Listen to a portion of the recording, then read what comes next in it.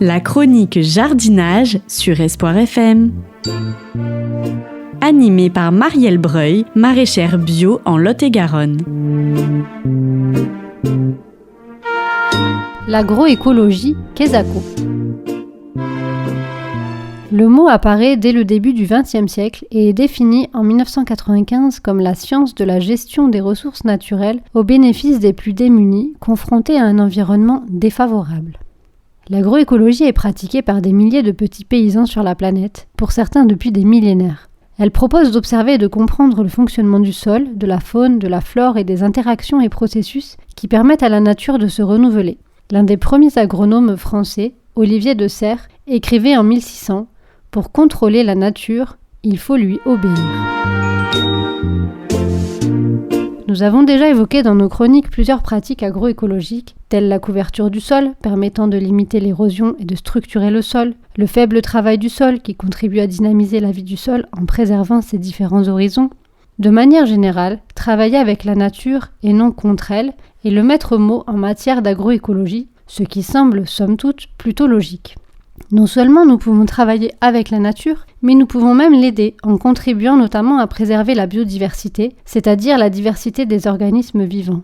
Agir pour la nature pourrait être une satisfaction en soi, mais celle-ci nous le rend bien, et accroître la biodiversité au jardin, c'est également un gage de bonne santé des plantes, de meilleures récoltes, mais aussi de beauté du lieu. Cultiver la biodiversité. Nous pouvons, à notre échelle, participer à la préservation de la biodiversité et créer de petits oasis dans nos jardins, sur nos terrasses, nos balcons. La recette est simple, diversité. Associer légumes et fleurs. Les jardins sont souvent séparés, avec une partie ornementale et une partie potagère. N'hésitez plus et ajoutez des fleurs dans et autour de vos légumes, mais également des plantes aromatiques, ainsi que des arbres si vous avez de l'espace. Les bénéfices, outre la beauté du lieu, seront multiples. Meilleure pollinisation.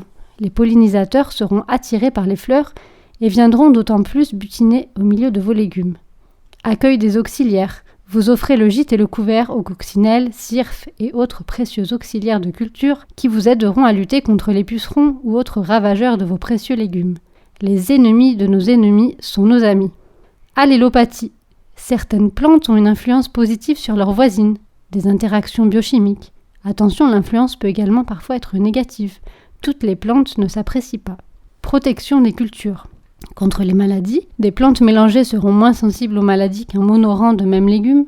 Un champignon pathogène aura par exemple plus de difficultés à se propager si différentes plantes sont intercalées. Contre les nématodes, de petits vers du sol qui entraînent des déformations des plantes, l'exemple le plus connu est l'œillet d'Inde ou tagette, souvent associé aux tomates. Contre les ravageurs, certaines plantes, de par leur odeur notamment, auront un effet répulsif.